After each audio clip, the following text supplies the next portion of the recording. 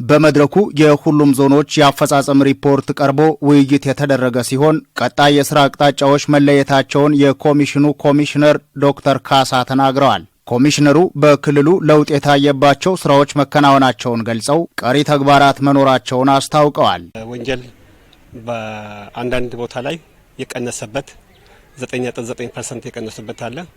የትራፊክ አደጋም በመጠኑ የቀነሰበት ሂደት አለ።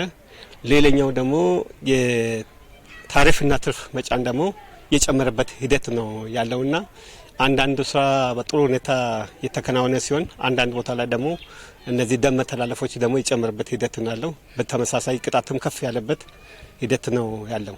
በትራፊክ ዘርፍ ላይ የሚስተዋሉ ችግሮችን የመለየት ተግባራት መከናወናቸውን ተናግረው በቀጣይ የቁጥጥር ስርዓቱን በማሻሻል እንደሚሰራም አመላክተዋል። ትራፊክ ዘርፉ ላይ ችግሩ ከባድ ነው። አንዱ የትራፊክ ፖሊሶቻችን ክፍተት አለ። ሁለተኛ ህዝቡ ሲከሰስም እኛ ለምነን ነው መከሰስ የለበትም እኛ ተቸግረን ነው የሚል አለ። ሶስተኛ ህዝቡ ደግሞ እንደገና ከፍሎ ሲያበቃ የከፈለውን ትርፍ መክፈሉን ለትራፊክ ለመንገድ ፈቃደኛ ለመሆን ሁኔታዎች ያጋጥማሉ። ስለዚህ የችግሩ በተለያየ መከን ነው። አሽከርካሪ ጋርም አለ፣ ረዳቱ ጋርም አለ፣ መናሪያ ውስጥ አለ፣ ትራንስፖርቶች ጋር አለ። ችግሩ አንድ ቦታ ብቻም ሳይሆን በብዙ ቦታ ነው። ስለዚህ አሁን ይህን ግምገማ ተከተን ከግምገማ በኋላ የትራፊክ ፓርቶችን የተወሰነ ሽፍት ለማድረግ የታሰበት እንደ ኮሚሽኑ ማለት ነው። ኃላፊነታቸውን በአግባቡ ባልተወጡ አካላት ላይ እርምጃ መወሰዱን የተናገሩት ኮሚሽነሩ ሁሉም የፖሊስ መዋቅር አመራሮች በትብብር እንዲሰሩ አሳስበዋል። በርካታ እርምጃ በትራፊክም በመከላከልም በምርመራ ላይ ወስደናል። በየደረጃ ባለፈው በተደረገው ግምገማም ከኃላፊነት ያነሳቸው አሉ፣ ከቦታቸው እያነሳቸው አሉ። አሁን ደግሞ ከትራፊክ አንጻር ስንሄድም ትራፊክ ከሙያም ተነስቷል። እንደገና አሽከርካሪዎችም መንጃ ፈቃዶች የታገዱ አሉ፣ እንደ አሽከርካሪ የታገዱ አሉ፣ ቅጣታቸው ከፍተኛ የሆኑ አሉ።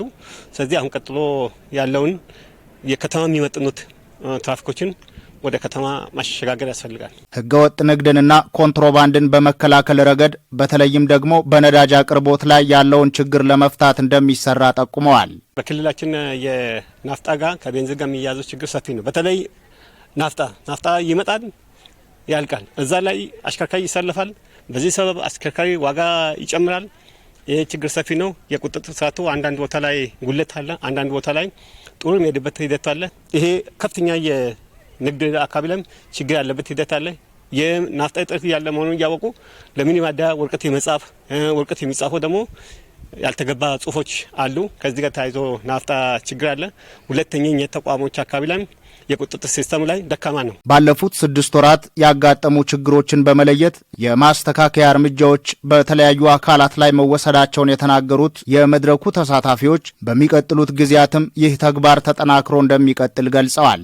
በተለይም የነዳጅ ምርትን በአግባቡ አለመሸጥና በተገቢው መንገድ ያለማሰራጨት ችግሮችን በመቆጣጠር ዘርፉ ሙሉ በሙሉ ህጋዊ አሰራርን እንዲከተል የማድረግ ስራ ይሰራል ብለዋል። ከሰልባቲው ውጪ በጀርካንና በበርሜል መቅዳት እንደማይቻል ይዞ መንቀሳቀስ እንደማይቻል መንግስት አዋጅ አውጥቷል።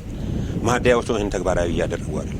የጸጥታ አካሉ በማይንቀሳቀስበት አሳቻ ሰዓቶችን ተጠቅመው ማታ በጀርካን በበርሜል የማስቀዳቱ ስራ እየሰራ ያለው ዋና ማደያ የማደያ ባለቤቶቹ ማደያቸውን በአግባቡ መቆጣጠር እንደሚችሉ ወጥቶ ሲገኝ እዛ ማደያ ላይ እየተቀዳ ከተያዘም ጭምር ለህግ አቀርበን በህጋዊ እርምጃ የሚወሰድ መሆኑን ከነሱ ጋር ተነጋግረን የጋራ ስምምነት ላይ የደረስንበት ነገር ነው። በዋናነት ይህን ህገወጥ ነዳጅ እንቅስቃሴን የመቆጣጠርና የመከታተል እርምጃ የመውሰድ ትልቁ ስልጣን የተሰጠው ክፍል አለ። ይሄ ከላይ ጀምሮ ከወደብ ጀምሮ ይሄ ነዳጅ ተነስቶ ሲመጣ በመረጃ ደረጃ ክትትል የተደረገ እስከ የሚደርስበት ከተማ የሚወርድበት ማደያ ከዛ በኋላ ሲከፋፈልም እየተለካ በስንልክ ባለሙያዎች እንዲከፋፈል ይደረጋል። እዛ ውስጥ ችግሮቹ ሲገመገሙ ከመንግስት መዋቅሩም አለ፣ ከማደያ ቤት ባለቤቶችም አለ፣ አልፎ ተርፎ ከጸጥታ አካሉም ችግር አለ ብዬ ነው እኔ የገመገምኩት።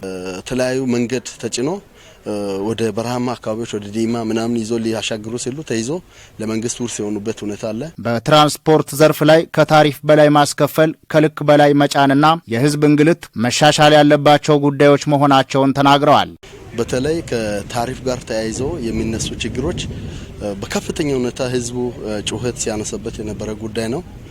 ይሄንን ደግሞ አንዳንዴ ማህበረሰቡ እንዲተባበር የማስገንዘቡን ስራ ብንሰራም እንኳን ብዙም እሱ ላይ ውጤታማ ያለ መሆን ሁኔታዎች ነበሩና ከማህበረሰቡ ጋር ውይይት በማድረግ በተለያዩ ሲስተም ምን ያህል ከፈሉ የሚለው ነገር የመድረስና ከዛ በኋላ ሲደረስበት አንደኛ በትራፊክ ደንብ መተላለፍ እርምጃም ይወሰዳል። የትራፊክ ፖሊሶች፣ አሽከርካሪዎችና ባለንብረቶች እንዲሁም የትራንስፖርት አገልግሎት ተጠቃሚው ህዝብ በትብብር በመስራት ህገወጥነትን ማስቆም እንደሚገባቸው ጠቁመዋል። በመድረኩ የሁሉም ዞኖችና ከተማ አስተዳደሮች የሚመለከታቸው አካላት ተሳትፈዋል።